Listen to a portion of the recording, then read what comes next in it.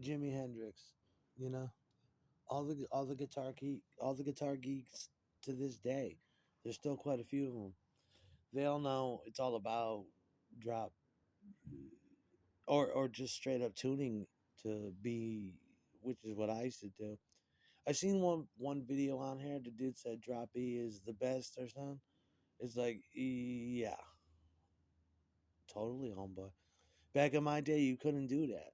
If I used to go around with guitars like that, like Kurt Cobain, with a guitar that was tuned like Jimi Hendrix, way the fuck down. That's when you get right, dude. What is there? The guy plays. Yeah, you get bigger strings as you go down low. Yeah, I didn't know that then. I just did it feeling physics or whatever. And Jimi Hendrix. Jimmy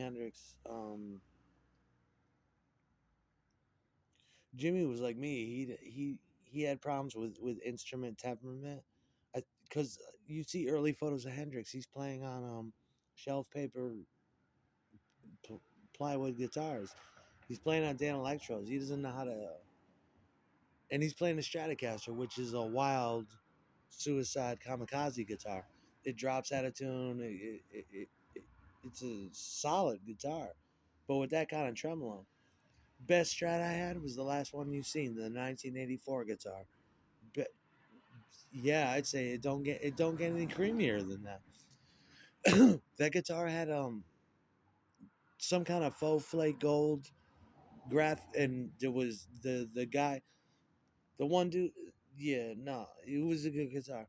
It had the guy put graphite in it so the strings wouldn't slip, and he and it had like gold flake. It was probably chrome, right? Like Floyd Rose type one bridge, maybe standard or vintage, but he had it floating on the axles of the bridge mount, the bridge screws.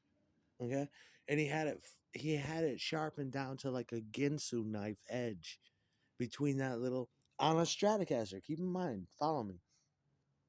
And you could take the tremolo arm, and if you took your pinky, you would play the chord or whatever, you could float up a whole step and be completely in tune. And then depending on how many strings you had and how fucking high the screws were on the tremolo, you could really go down 3 octaves.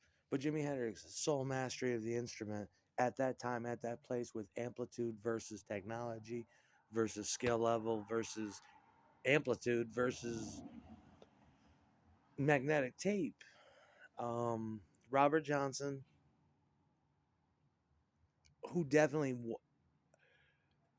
a lot of the Robert Johnson myth, I hear those tapes. There was a guy named John Hammond, real quick. You remember John? I think don't quote me, that he was a Hammond and his father was a head of the Texas label that was going to do Robert Johnson. Robert Johnson, the way he came off on those acetates and those shellac acetates and those masters, there's some kind of guitar shit going on there. You know what I'm saying? There is some kind of deviltry, witchcraft, or or sound manipulation. But he's playing. It sometimes it sounds like he's playing with two motherfuckers. But Robert Johnson, Jimi Hendrix, and everyone who came after, and every motherfucker in between, Vernon Reed, Angus Young, all them guys.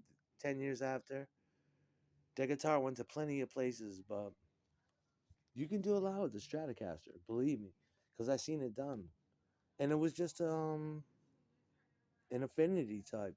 It was a real cheap type, like. But the previous owner went as far as to put a cool bridge on, where you could float with it. That's the word. You could float, and it was. I'm hoping I can get another guitar like that. I'm really hoping because it was a fluke. Only a mastermind or luthier or some shit would put that together. That kind of guitar. And I smashed it at Van Franken. It sucked. I smashed it. I shouldn't have. I was fighting with Kayla and her boyfriend, and I smashed that motherfucker. I still got pieces of it though, and it had the big headstock, which was dope.